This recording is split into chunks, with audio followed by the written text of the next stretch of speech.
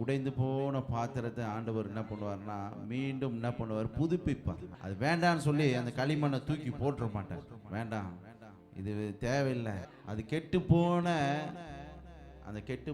அந்த களிமண்ணாக இருந்தாலும் ஆண்டவர் என்ன பண்ணுவார், மீண்டும் புதிதான ஒரு பாத்திரமாக, ஒரு அழகான பாத்திரமாக,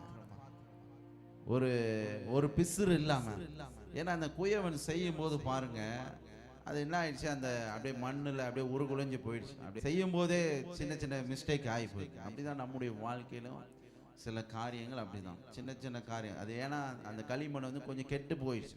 அப்போ என்ன பண்ணுவாங்கன்னா கொஞ்சம் நல்ல களிமண்ணை கொண்டு வந்து, அல்லேலூயா, உங்களுக்குள்ள இல்லாத நல்ல கிருபைகளை அல்லேலூயா கொஞ்சம் கூட கூட்டி கொடுத்து, ஆமென், நல்ல கிருபைகளை கூட்டி போட்டு, ஆமென், அதையெல்லாம் சேர்த்து ஒரு புதிய மண்பாண்டமாக ஆண்டவர் உங்களை வடிவமைக்க, ஒரு புதுப்பிக்கப்பட்ட ஒரு பாத்திரமாக வடிவமைக்க ஆண்டவர் சித்தம் கொண்டிருக்க. எத்தனை பேர் நீங்க நம்பி வந்திருக்கிறீங்களோ? என்னை அறிந்த மனிதர் மறந்து போகலாம், கிருபை என் மேல் என்றும் இருக்குமே. என்னை அறிந்த மனிதர் மறந்து போகலாம், உங்க கிருபை என்றும் என் மேல் இருக்குமே. என் அக்கிரமங்களை சிலுவையில் சுமந்தே, அபிஷேகத்தாலே மூழ்க நனைத்திட்டேன். என் அக்கிரமங்களை சிலுவை, இந்த பார சிலுவையில நம்முடைய அக்கிரமங்களை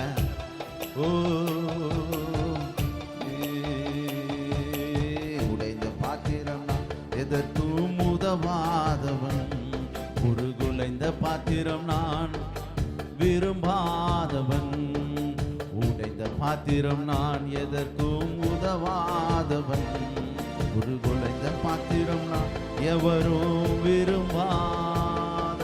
அல்லேலூயா. கையை தட்டி ஆண்டவருக்கு நம்ம நன்றி சொல்லுங்க.